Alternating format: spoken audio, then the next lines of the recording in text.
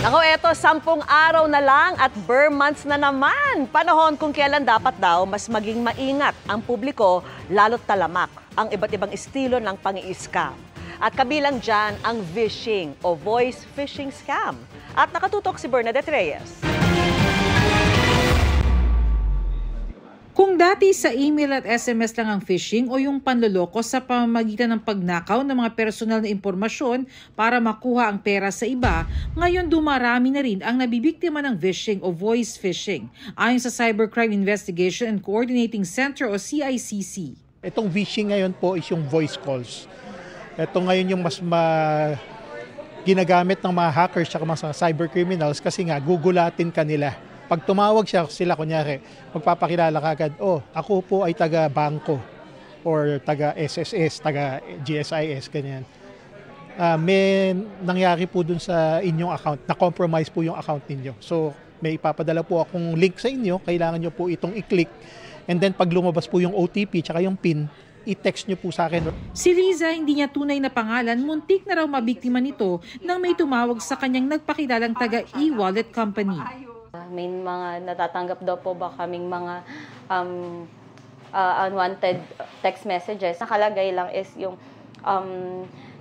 mobile wallet company na name nandun po. Nagdalawang isip na ako na bakit kailangan ko sabihin yung password ko po sa kanila na pinalit ko since it's very private. Meron na silang spill, parang biyasa na sila for that. Sa pang-scam. Ayon sa Philippine National Police Anti-Cybercrime Task Force at National Bureau of Investigation, talamak ang mga panloloko lalo na tuwing magpapasko. Kaya naman mahalagang matukoy natin ang iba't ibang klase ng mga panloloko. Tinitingnan nila yung trend. For example, itong Burr months, ano ba yung meron? Ano ba ang uso? Ano ba yung topic ng mga tao ngayon? Mga regalo. Then, ano ba ang gusto pa? Magkaroon ng pera. Dahil nga, ito na, may bonus, makakatanggap ng bonus. Tinatarget din nila yun, magkakapera yung mga tao. Kung tayo ay hindi sigurado sa kausap natin, huwag tayo makipag-transaksyon. Noong 2024, ayon sa PNP-ACG, umabot sa 22,423 ang mga reklamong may kinalaman sa cybercrime.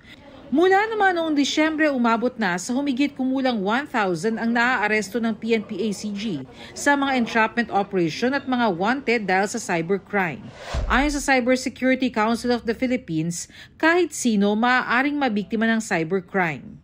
It doesn't spare anyone. Minsan, the cyber criminals have become so good, not only using AI, but in psychology, in tricking you into really thinking, oh nga, no, click ko na to. Then they would be able to get your system. So I think it's very important for us to make sure that this education campaign, working with banks, sila yung una right? Banks, mga wallets, at the same time retail institutions, right? To educate people on all of these. Para sa GMA Integrated News, Bernadette Reyes, nakatutok 24 oras.